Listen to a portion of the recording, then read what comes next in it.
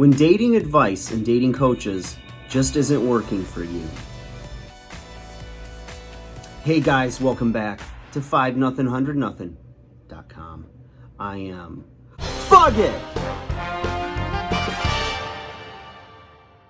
And that stands for the fittest underdog guru using intelligent tactics.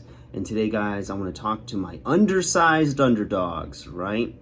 My guys out there that have listened to dating advice, right? Listened to dating coaches, maybe even paid for their services, bought their programs, consulted with them, and it just didn't work, okay? And I know there's a lot of you out there. There's some that it has worked and they're happy and everything's great, but there's a lot of you too that it just didn't work out. And I'm here to help you understand what went wrong, okay? By kind of taking a little bit of a closer look and a little bit of focus on what it could be, okay? So I made some notes because there's a lot of content here, okay? Don't want to mess it up. When you start off, you think about, why you sought out the information in the first place. And a lot of times you've either been dumped and you're trying to get the girl back, or you're lonely and you can't seem to find or keep a girlfriend, right? Or get a second date if you're on dating sites. And you're like seeking answers. You're seeking answers to your problems. So it might start with a Google search, it might start with a YouTube search for videos on that content, right? The dating coaches pop up, and there's a lot of good ones out there. And you start to go through their material. And, your whole goal is to try to get this girl back in your life, right? Or, like to get an ex back that you've lost. It's a lot of the searches. And a lot of them are also for how to get a girlfriend. So you're looking for answers on how to, increase, your market value, or what's called your sexual market value. And there's reasons why it didn't work. And I think you'll find yourself in some of these if you've not been successful, okay? One of them is that you're vulnerable, you're hurting, and, you're lonely. So from there, you're starting off from a place where, you've been hurt, your emotions and your feelings are raw, and you're vulnerable and like open to any answers that are going to help you. And, you've got this, you're in this place of like a scarcity mindset where you're desperately trying to cling to somebody who's rejected you. And, and it's in this time that you act very impulsively. If you are trying to stay away, you might have seen a video on like no contact. So I've got 30 days of no contact. And on day 31, I'm going to reach out to her and she's going to be like, oh my God, I missed you so much. I've had 30 days to think about how, much I really need you and love you. And let's go get married, right? I mean, you have all this hope built up that somehow there's something magical about 30 days on a calendar that are going to get you to what you want, right? Which is getting the girl back. And you act impulsively where, it's like you're trying to get the information as fast as humanly possible so you can apply it, and she doesn't get away, and she doesn't date anybody, and she's not posting pictures of being out with her friends, and all the things that when you see them and you've been dumped just make your stomach turn, right? You can't eat, you can't think, you're basically just talking family and friends' ears off and saying the same stories over and over again, right? And, you're focused too much on trying to be who the girl wants, right? You're like a desperate salesman trying to do anything you can to get the sale. And people smell desperation. They can tell, if you've been with somebody, say, for 2 years, and you were doing all these things wrong, and all of a sudden you're reaching out to them and you're telling them all the things you've done to change yourself and to give you another chance. You might have made those changes, but it's going to be very hard for her to believe that you've changed that much so fast, because then a woman may just get resentful and say, well, why didn't he change before? This isn't who he really is. He's just doing that now for me.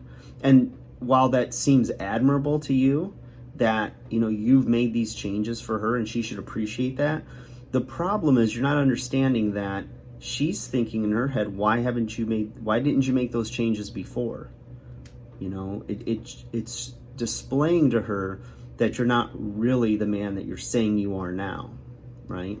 So you're not you're focusing on what she wants, right?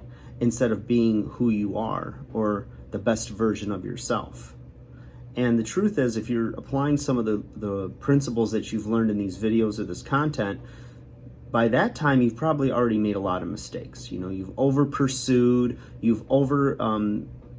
you've went and sent flowers a bunch of times, or text her 100 times, all this other stuff. And, so you've already put yourself in a deeper hole, right? And there's a saying, one of my longtime friends said, if you're digging a hole, for yourself, quit shoveling, like quit doing the things you're doing, because the hole's getting bigger. It's not fixing anything. So, the big mistake as well, because you're so vulnerable and you're anxious and, you're feeling this sense of urgency, is, you're not applying all of the information, that these, influencers are offering you, or dating coaches are offering you. You're sitting there and you're cherry picking just the things that you think you need to do in order to get somebody back. You're just basically looking for a result, right? A quick fix to your relationship. And it just depends on so many factors in your relationship, how long you've been together, possibly if you're married or if you have kids. There's a lot of factors that will determine whether any changes you make are going to have an effect on getting her back.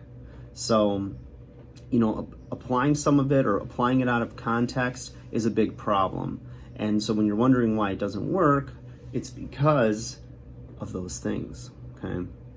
And the thing is, what do you do now? Because I know, okay, wow, I've made you feel bad. You're understanding now the mistakes you made. Maybe somewhere inside you knew you made the mistakes and you knew you didn't apply the information correctly or give it the time necessary or work on yourself.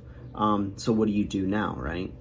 And, the biggest takeaway, I think, from any of this information is, the biggest one is self-improvement. Taking care of your stuff, taking care of, professional life, personal life, your emotional and mental well-being, your physical health, the way you talk. If you have an anger problem, getting that under control, whether it's through therapy or identifying what it is that you need to change, where's the source of pain coming from, and, working on those things, because that's what's going to make you a better and happier person overall, whether you have that girl in your life or somebody new. A lot of times you just need to relax and take a breath. There's very few things in this world that deserve or need and require urgent now attention. And it's very hard when emotions are raw and, you fear losing her. Maybe she chose another guy over you, and you start to make very irrational, poor choices in your behavior and in your actions and whatnot. You need to begin being your better you through everyday steps, living your life, your best life will, organically attract the right person into your life, whether it's your ex or whether it's somebody new.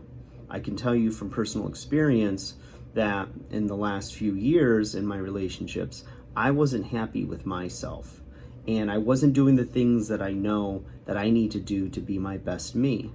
And so each new girlfriend was kind of like a Band-Aid, and I didn't allow myself the time to really work on me and to really figure out who I am at this point in my life and what I wanted. And as soon as I let go of that, as soon as I just said, I'm going to focus on being my best me, all of a sudden I attract this amazing woman that I've been with for almost a year now. We have a wonderful relationship, and she makes me better because of her presence in my life, and makes me want to be better every day, and I'm very happy.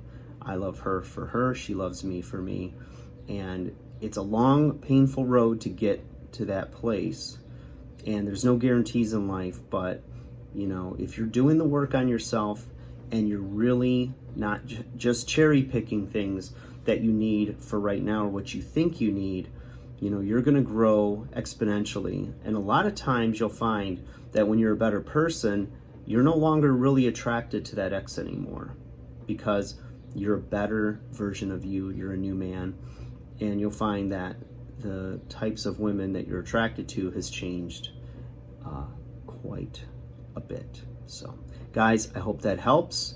I love all the dating coaches out there. I probably consumed most of your material over the years, and it was never I've seen a lot of really good information out there, and these guys, as well as myself, speak from experience, and nobody's got it all together, but you have to take it all in context, consider your situation, and be honest with yourself when you look in the mirror and say, who am I? What am I becoming? What have I done?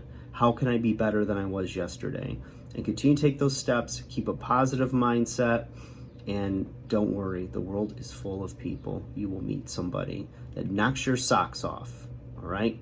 Like, share, subscribe. I'll talk to you guys again soon.